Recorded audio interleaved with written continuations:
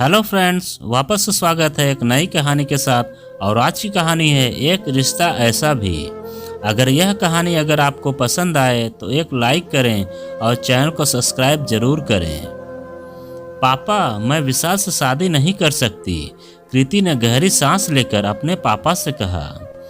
विशाल और कृति की सगाई हुए लगभग 3 महीने हो चुके थे। सब कुछ ठीक ठाक चल रहा था। दोनों ने कभी किसी बात की शिकायत तक नहीं की थी। एक दूसरे से दोनों काफ़ी खुश भी थे। इससे अच्छी बात थी कि दोनों के परिवार पहले से ही एक दूसरे से परिचित थे।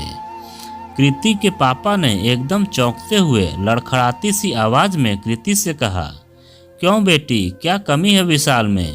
पहले तो तुम्हें विशाल बहुत पसंद था, अब अचानक से क्या हो गया? पापा, मैं बस इतना कह सकती हूँ कि मैं विशाल के साथ पूरी लाइफ नहीं गुजार सकती। आप तो जानते हो ना विशाल को, घर में अकेला है और उसके ऊपर कितनी जिम्मेदारी है। उसको अभी अपनी दोनों बहनों की शादी करनी है, वह कैसे मुझे खुश रख पाएगा? लेकिन बेटी, जब विशाल के साथ हमने रिश्ता तय किया था तब उसने यह सारी बातें भी बताई थी। उसने अपने परिवार से लेकर अपनी हर बात सभी से शेयर की थी। तब तो तुम्हें उनकी यह सब बातें बहुत पसंद आई। अब तुम्हें क्या हो गया है? और रही बात जिम्मेदारी की, तो हर किसी को किसी न किसी रूप में निभानी पड़ती है। नहीं पापा, आप नहीं समझोगे। मैं आपकी लाडली अकेली बेटी रही हूँ और आपने मुझे एक राजकुमारी की तरह पाला है। आज तक किसी भी चीज़ की कमी महसूस नहीं होने दी। मैं जानती हूँ कि विशाल अच्छा लड़का है और उसके पास अच्छी जॉब भी है, लेकिन पापा, उसकी जिम्मेदारी भी देखो।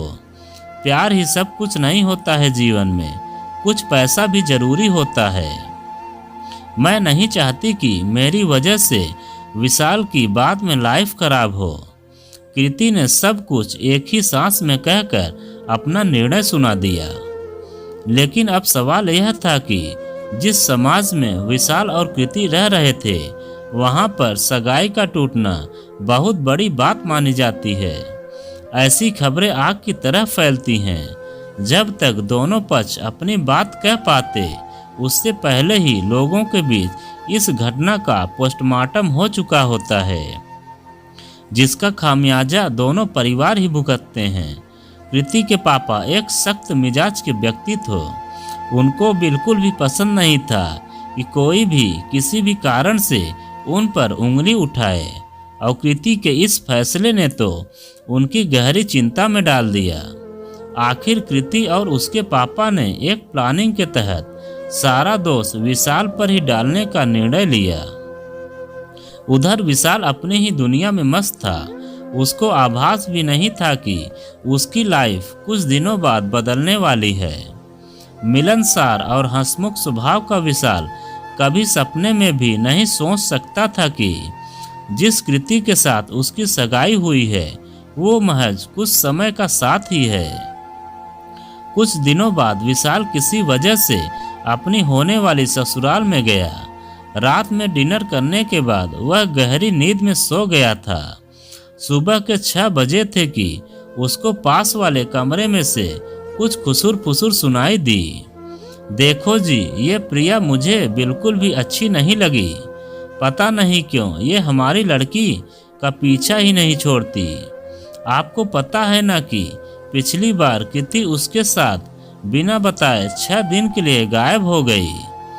प्रिया हमारी कृति की जिंदगी बर्बाद करके छोड़ेगी।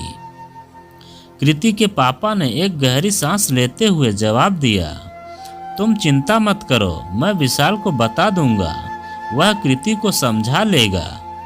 विशाल बड़े ध्यान से यह सब बातें सुन रहा था। ऐसे लग रहा था जैसे यह खुसुर फुसुर ऊंची आवाज में विशाल को ही सुनाने के लिए की गई हो। तभी विशाल को किसी के उसके पास चलकर आने की आवाज आती है, बेटा विशाल, चाय लो। सभी लोग चाय पीने लग जाते हैं तथा कृति के पापा मौका देखकर विशाल को समझाने लग जाते हैं कि कृति को किसी तरह मना लेना कि वो प्रिया का साथ छोड़ दे। लेकिन ध्यान देना कि उसको एहसास भी नहीं होना चाहिए कि उसके पापा ने ही यह सब करने को कहा था। सुबह के 10 बजे विशाल वहां से जाने की अनुमति लेकर स्टेशन पहुंच जाता है और वहां से ट्रेन पकड़कर लखनऊ जाता है।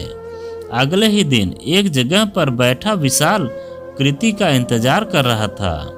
तभी सामने से उसको कृति आती हुई दिखाई दी। कृति ने सफ़ेद कलर का टॉप और स्काई ब्लू कलर की जीन्स पहन रखी थी। Hi Vishal, how are you? Vishal ने कहा। I am fine and you? Kriti ने जवाब दिया, आई एम आल्सो फाइन। दोनों वहाँ पर ढेर सारी बातें करने लगे। सितंबर का पहला दिन था।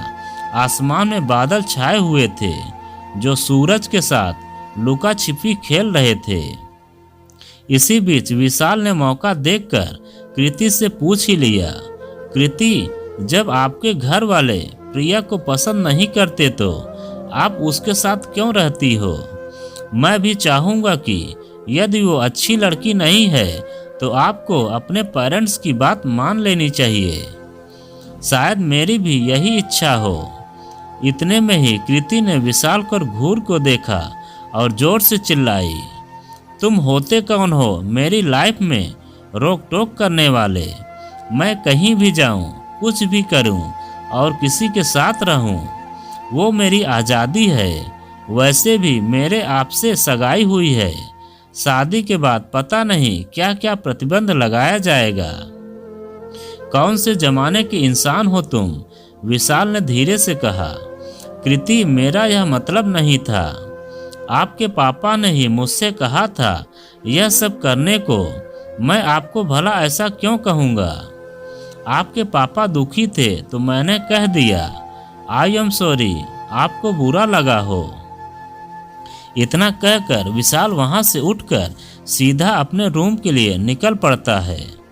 वह पहली बार कृति को इतने गुस्से में देख रहा था। उसे समझ नहीं आ रहा था कि उसने उसके पापा की बात मानकर गलती की है या नहीं। शाम होने जा रही थी लेकिन विशाल का मन अभी भी घबराया जा रहा था। अचानक उसके फ़ोन की रिंगटोन बजने लगती है। विशाल ने देखा कि कृति के पापा का फ़ोन था। उसने तुरंत ही फ़ोन उठाया। नमस्ते पापा। नमस्ते बेटा, आज आपकी कृति से कुछ बात हुई क्या? दूसरी तरफ से आवाज़ आई। हाँ पापा, मैंने तो आपने जैसा कहा उसके अनुसार कृति को प्रिया के साथ रहने को मना किया, लेकिन वह गुस्सा हो गई। तुम्हें पता है कि नहीं, कृति लगातार रोए जा रही है। मैं तुम्हें कुएं में गिरने को कहूँगा तो क्या तुम कुएं में गिर जाओगे? दूसरी तरफ से इस तरह के जवाब को सुनकर विशाल हक्का बक्का रह गया। उसको विश्वास भी नहीं हो रहा था कि यह सब अचानक क्या हो रहा है। अब धीरे धीरे उसका धैर्य जवाब देने लग गया। पापा, यदि आप लोगों का व्यवहार इसी तरह का है तो मुझे नहीं रहना आप लोगों के साथ में। एक तरफ आप कहते हो कि ये करो तो दूसरी तरफ आपकी बेटी इसके लिए विपरीत ही चलती है। फिर उसके बाद आप उसको कहने की बजाय मुझे ही डांट रहे हो। विशाल की इतना बोलते ही दूसरी तरफ से तुरंत कॉल कट हो गया। विशाल अभी कृति की नाराजगी से उबरा ही नहीं था कि तुरंत उस पर एक और वार हो चुका था। विशाल अब जोर जोर से रोए जा रहा था। तभी विशाल के जीजा जी का कॉल आ गया। विशाल, तुमने कृति के पापा से कुछ खटपट की है क्या? वो कह रहे हैं कि बड़ा बदतमीज लड़का है और रिश्ता तोड़ने की बात कर रहा है। उसने आप दोनों के बीच जो बातचीत हुई उसकी रिकॉर्डिंग भी मुझे सुनाई है। नहीं जीजाजी, वह मुझसे गुस्से में निकल गया। आप खुद सोचो मैं कितना खुश था। जो गलत फहमियाँ हुई है आपस में उनको मैं सुलझा लूँगा। इतना कहकर विशाल ने फ़ोन रख दिया। उसको पूरी रात नींद नहीं आई। सुबह होने तक वह यही सोचता रहा कि आखिर उसकी गलती क्या थी। और क्यों उसको उकसाकर उसकी बातों को रिकॉर्ड किया जा रहा था। फिर भी उसने निश्चय किया कि चाहे कुछ भी हो जाए वह अपने रिश्ते को बचा कर रहेगा। विशाल अब एक नई सुबह की आस लिए ऑफिस से निकल चुका था। वह मेट्रो से उतर ही रहा था कि फिर से उसके फ़ोन पर कृति के पापा की कॉल आ रही थी। विशाल ने सोचा कि शायद सब कुछ ठीक हो गया होगा। उसने तुरंत कॉल पिकअप किया। नमस्ते पापा। सॉरी पापा, कल गुस्से में आकर शायद कुछ ज़्यादा ही बहस हो गई। मुझे इस तरह से बात नहीं करनी चाहिए।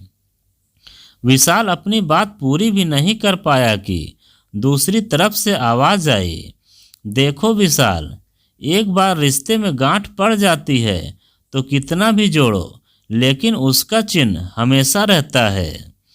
भलाई इसी में है कि तुम मेरी बेटी से रिश्ता खत्म कर लो। और हाँ, रिश्ता खत्म करने के लिए तुम्हें मेरे घर आना पड़ेगा।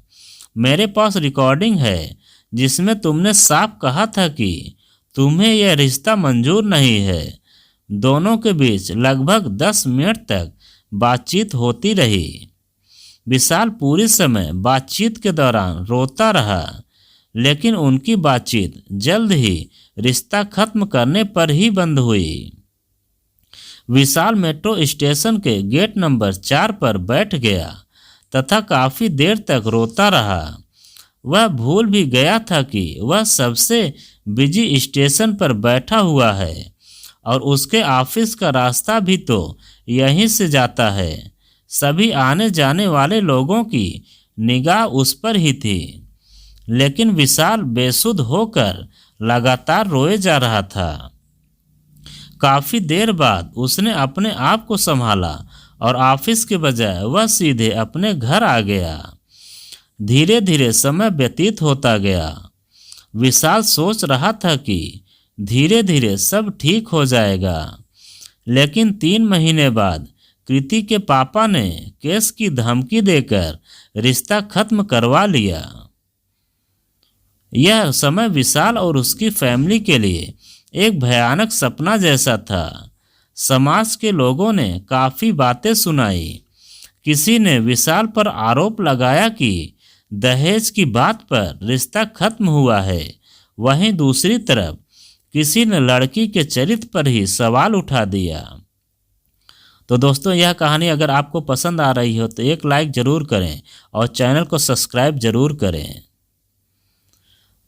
विशाल का धीरे धीरे गांव जाना कम होता गया। वह नहीं चाहता था कि सगाई टूटने की वजह से लोगों को बताई जाए। विशाल की लाइफ वापस से पटरी पर आने लगी और एक दिन सूचना मिली कि कृति की शादी हो रही है। विशाल को कृति के ही एक रिश्तेदार ने बताया कि कृति के कई जगह पर रिश्ते तय होते होते रह जाते हैं और अंत में जाकर अब कृति की मर्जी के बिना यह शादी हो रही है। इसके कुछ दिनों बाद फिर से खबर आई कि कृति अपने ससुराल में एडजस्ट नहीं हो पाई और अंततः अब वह अकेले ही रह रही है। वहीं दूसरी तरफ विशाल की मुलाकात नेहा से होती है। एक छोटी सी मुलाकात धीरे धीरे प्यार में बदल जाती है। नेहा भी पेशे से स्टेट सर्विस में बड़ी पोस्ट पर आसीन थी। अंततः यह प्यार शादी के बंधन तक पहुंच जाता है। विशाल की शादी को 1 वर्ष पूरा हो चुका था। विशाल ने धीरे धीरे नौकरी के साथ साथ लेखनी को भी अपना करियर बना लिया। आज विशाल की पहली किताब लॉन्च होने जा रही थी। असेंबली हॉल पूरी तरह सज चुका था। वहीं प्रेस वालों की भीड़ भी लगी हुई थी। विशाल पर्दे की तरफ खड़ा खड़ा अपने अतीत को याद कर रहा था। कैसे वह इस घटना से पूरी तरह टूटकर जहां आत्महत्या तक करने की सोच रहा था, वहीं आज वह कृति को कोसने की बजाय धन्यवाद देना चाहता था। कृति का व्यक्तित्व विशाल से अलग था। विशाल भी समझ चुका था कि कृति गलत नहीं थी। हर व्यक्ति का अपना चरित्र होता है और सबको स्वतंत्रता है कि वो अपनी लाइफ कैसे जिए। हालांकि उसका इस तरह से सगाई तोड़ना गलत था। कृति यदि विशाल को एक बार भी यह सब कह देती तो शायद इतना बड़ा बवाल नहीं मचा होता और विशाल भी खुशी खुशी मान जाता। कृति की परवरिश उससे एकदम अलग माहौल में हुई थी। वो शादी भी कर लेते तो हो सकता था कि दोनों की लाइफ ही खराब हो जाती। वहीं दूसरी तरफ नेहा ने विशाल का हर मुसीबत में साथ दिया, जिसकी वजह से विशाल एक नए मुकाम को हासिल करने जा रहा था। वह यह सब सोचकर ही रह रहा था कि भीड़ में से एक पत्रकार निकलकर विशाल के पीछे आ खड़ी होती है। सर, मेरे एक प्रश्न का जवाब चाहिए। विशाल पीछे मुड़कर जैसे ही उस पत्रकार की तरफ देखता है तो वह चौंक जाता है। कृति एक पत्रकार के रूप में उसके सामने खड़ी थी। हाथ में कैमरा पकड़े एक असिस्टेंट भी उसके साथ खड़ा था। कृति ने विशाल की तरफ बाईं आंख दबाई। सर, कहाँ खो गए? पहले मेरे प्रश्न तो सुन लीजिए। विशाल ने कहा, हाँ, बताओ आपका प्रश्न।